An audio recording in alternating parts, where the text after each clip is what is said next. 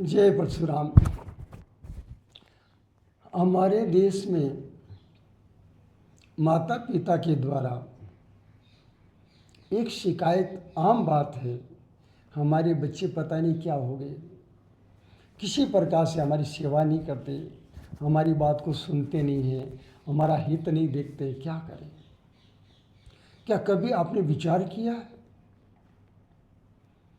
ये भारत आदिकाल से विश्व गुरु रहा है और ये प्रत्येक कार्य के लिए हमारे वेद और पुराणों में उसका वर्णन किया हुआ है।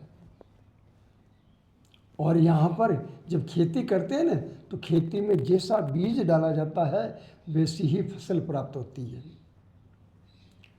आज ये माता पिता अपने स्वयं के विचार जो है परोपकार में नहीं है। इनके विचार एक ही है, हमारा बच्चा, हमारी पुत्र हो, पुत्री हो, हमारी पुत्र वधू हो, वो बड़े बने, शिक्षित होकर के खूब धन कमाए, खूब धन कमाए, खूब धन कमाए। एक ही चीज मानसिकता के द्वारा, मानसिक संकल्प से आपने इन युवाओं के हृदय में, मस्तिष्क में भर दिया। अप्रत्यक्ष रूप से आप जैसा चिंतन करोगे वैसा ही सामने वाले में प्रभाव होगा, इसमें किसी प्रकार का संदेह नहीं है। एक ब्राह्मणी एक कीड़े को पकड़ करके घरोंदे में डालती है और चारों तरफ घूमती है, और जब घरोंदा सूख जाता है तो उसमें वही कीड़ा ब्राह्मणी बनकर निकलता है। इसी प्रकार से माता पिता प्रतिक्षण संकल्प करके बच्चे को यूँ ही देखता है, बच्चा यूँ आगे बढ़ा, यूँ आगे बढ़ा, हमारा बच्चा बड़ा बनेगा, बहुत बड़ा व्यवसायी बनेगा, बहुत बड़ा अफसर बनेगा, डॉक्टर बनेगा, इंजीनियर बनेगा, बस यही चलाते जा रहे हैं।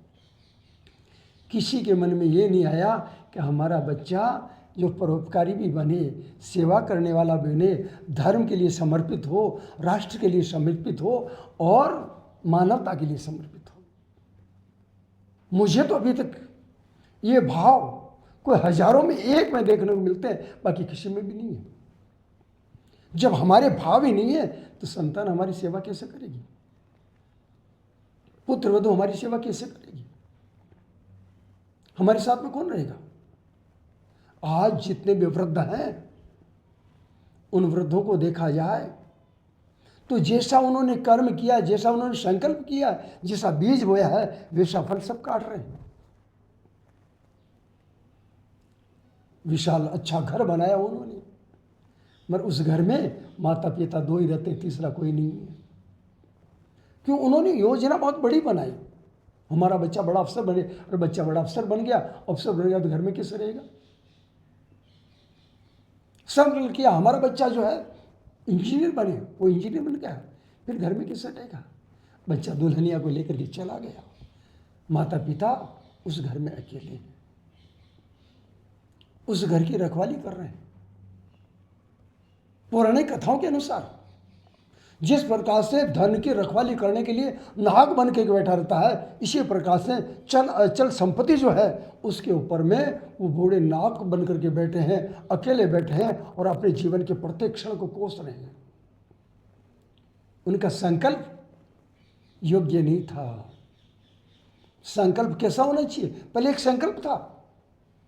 कोई भी इंसान चाहे वो खेती करता था, चाहे व्यापार करता था, तो कल्पना करता था, क्या कहता, ये भगवान मुझे इतना देना कि मेरे घर में जो मेरी बहन बेटी हो उनके भाग्य से भी मुझे देना, जो पशु पक्षी आए उनके भक्ष्य भी देना, जो अतिथि मेहमान आए उनके लिए भी देना, और जो संत साधु आए उनके लिए भी देना। मगर आज क्या कहता है, हे भगवान मेरे लिए देना, मेरे लिए देना, मेरे लिए, दूसरों के लिए नहीं। आज मनुष्य स्वार्थपरायण हो गया।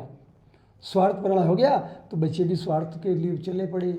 आपने जैसा स्वार्थ किया, बच्चे ने उस झंडे को लेकर के आगे बढ़े, पीछे आप अकेले रह गए।